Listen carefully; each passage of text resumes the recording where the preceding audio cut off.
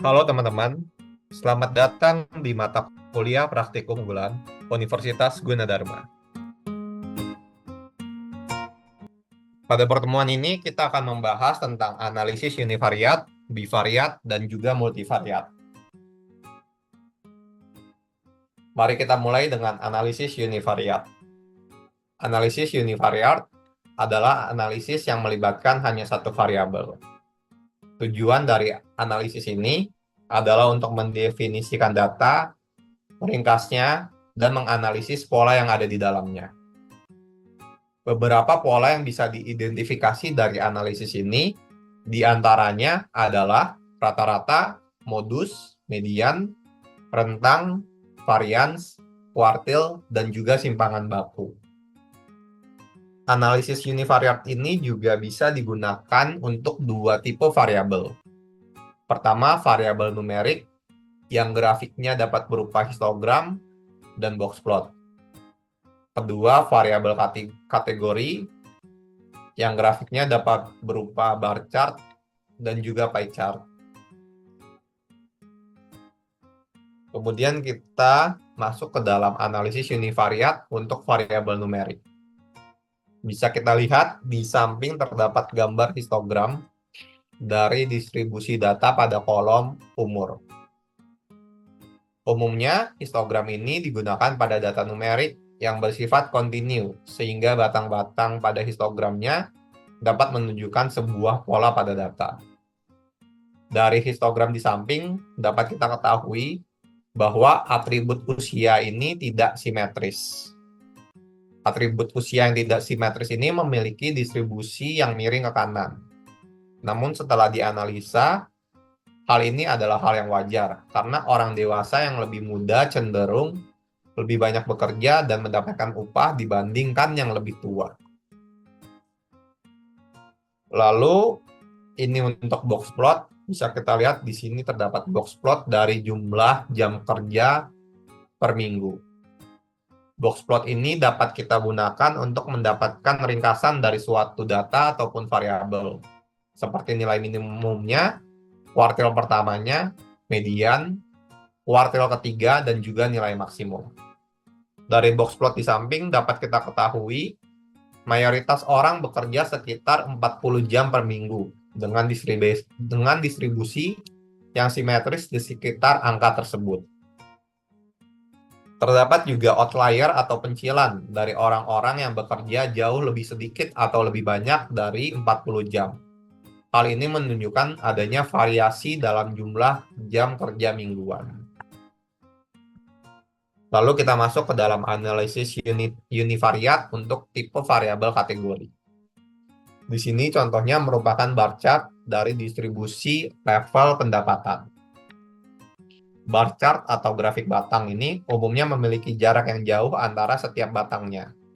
Hal ini menunjukkan bahwa datanya tidak kontinu, melainkan kualitatif ataupun kategorikal. Dari grafik batang di samping, dapat kita ketahui bahwa dataset yang dipakai tidak seimbang.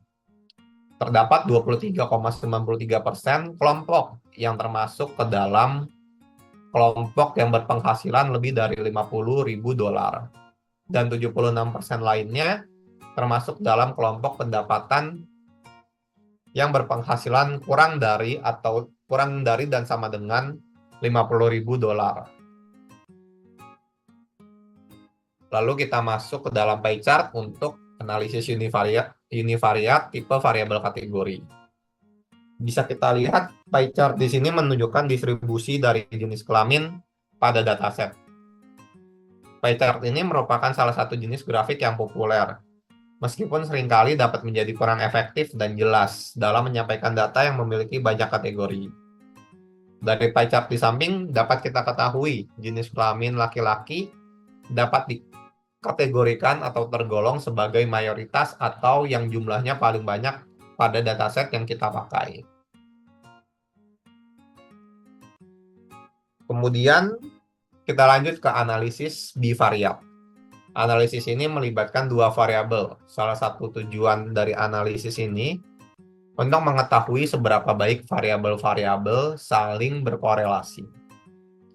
Analisis bivariat dapat digunakan pada variabel tipe numerik, variabel kategorikal, variabel numerik, dan juga kategorikal. Untuk variabel numerik, bisa kita lihat di sini adalah scatter plot. Scatter plot ini menampilkan hubungan bivariat antara dua variabel atau hubungan multivariat di antara banyak variabel lainnya. Oleh karenanya, scatter plot ini cocok digunakan untuk data bivariat dan juga multivariat. Kemudian untuk variabel kategorikal, dapat kita lihat bar chart dari distribusi level pendapatan yang dibagi per jenis kelamin.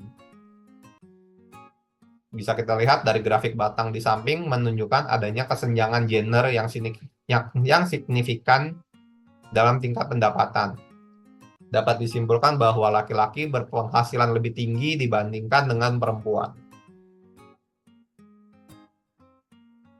Lalu untuk analisis bivariat tipe variabel numerik dan kategorikal terdapat distribusi plot.